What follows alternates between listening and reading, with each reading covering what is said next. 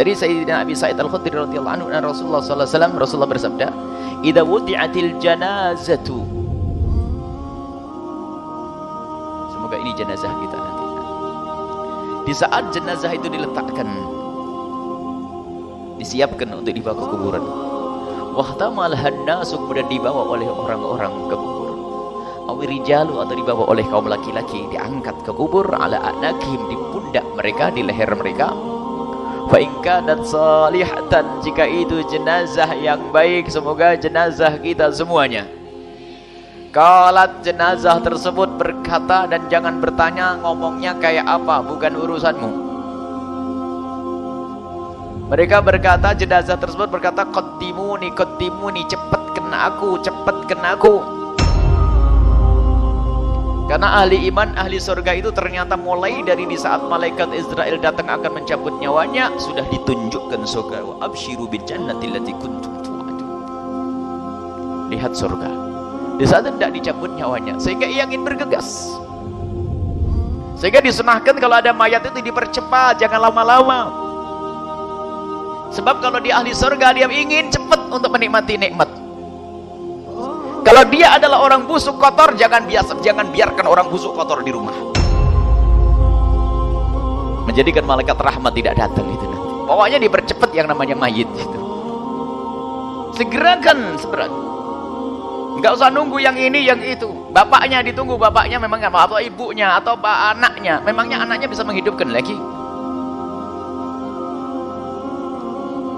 Nah, karena kita bingung, ada satu orang meninggal dunia. Anaknya meninggal dunia, ibu megang, ya doain agar anak saya hidup lagi. Dah doanya aneh bener nih, ini yang doa tidak bisa saya ucapin. Doain agar anak saya hidup lagi. Amin. Insya Allah hidup di surga ya.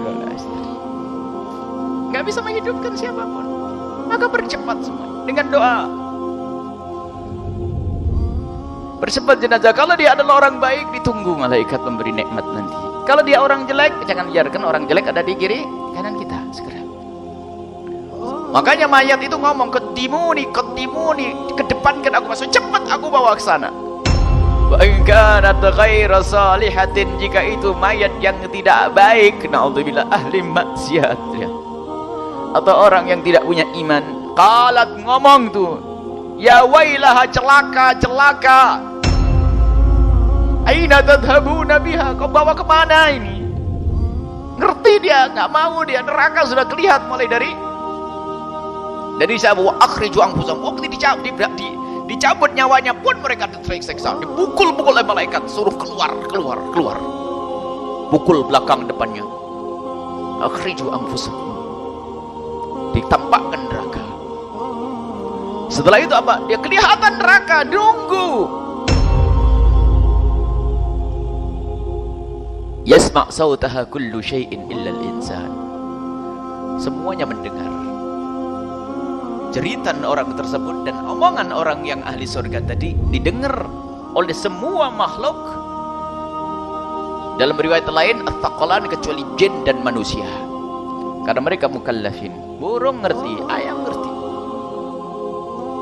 Kecuali manusia.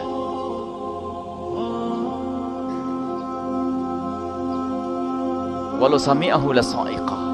Kalau seandainya ada manusia pernah bisa mendengarnya, maka niscaya dia akan pingsan. Begitu mengerikannya suaranya orang yang ketakutan untuk digiring ke neraka jahanam.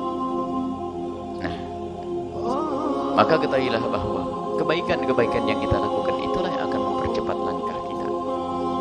Tapi ada kaidah, kita tidak boleh berprasangka buruk kepada mayat siapapun dia. Apakah mayat jadi hitam, jadi ini, selagi dia ahli Islam, ahli iman, semoga Allah menjadikan dia ahli surga. Ini tugas kita.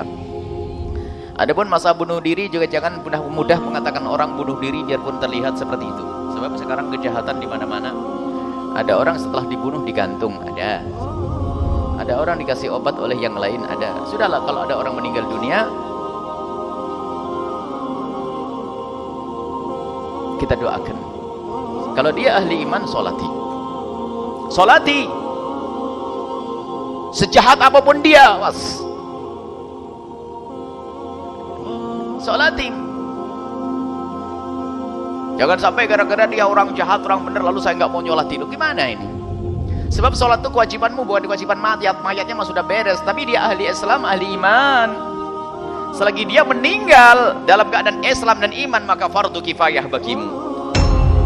Ada orang nggak tahu dari mana, nggak mau saya. Kenapa? Karena dia punya maksiat, dia orang fasik, atau dia tidak sholat, maka saya tidak mau menyolatinya. Karena dia tidak saya hanya memandikannya. Saya tidak mau sholat. Kenapa? Karena dia tidak sholat. Nabi tidak mengajarkan begitu.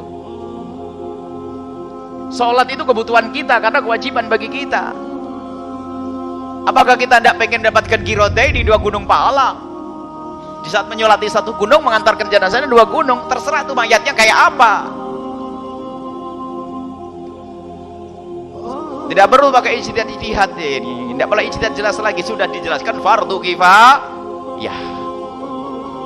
Selagi dia adalah terbukti dia Islam menurut akidah yang kau fahami, madhab yang kau mengerti, madhab Imam Syafi'i, bahwasanya dia adalah seorang dianggap Islam. Islam enggak? Islam sudah selesai, sholati, kafani, selesai.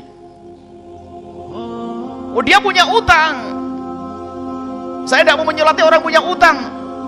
Loh, kenapa? Nabi pernah tidak mau menyolati orang yang tidak punya utang. Nabi bukan tidak mau menyolati secara sesungguhnya, sebab pada akhirnya Nabi juga menyolati setelah utangnya dibayar. Bukan ente sok jadi Nabi, bukan. Jangan sampai kita semakin prasangka buruk dengan mayit. Ketahuilah waktu sakaratul maut, seorang ahli iman, biarpun di hari kemarin maksiatnya luar biasa, bisa saja merasakan muqaddimah sebelum sakaratul maut, sebelum yughargir, sebelum rohnya di tenggorokan, mungkin diberi Allah sakit untuk membayar dosa-dosanya yang kemarin. Makanya gak usah prasangka buruk dengan mayat. Selesai. Ada orang meninggalnya kelojotan begitu, bukan berarti dia ahli neraka. Bukan urusanmu menilai orang. Karena apa? Mungkin itu akan dihabiskan atau diangkat derajatnya oleh Allah. Bukan berarti ini. Ada sebagian prasangka buruk, oh kesian kerjanya matanya. Memang orang meninggal, terkagum dengan surga yang dilihatnya, malah menteleng dia. Suudzon itu ya nggak boleh, suudzon kepada orang mati. Bukan bagian kita. Maka tutup. Makanya kalau kita melihat orang meninggal dunia, harus lidah kita jaga. Tidak boleh ngomongin kejelekannya, baik kejelekan fisiknya atau kejelekan akhlaknya. Udkur bahasina amwatikum, sebut kebaikannya. Ustur masawi, tutup aib-aibnya.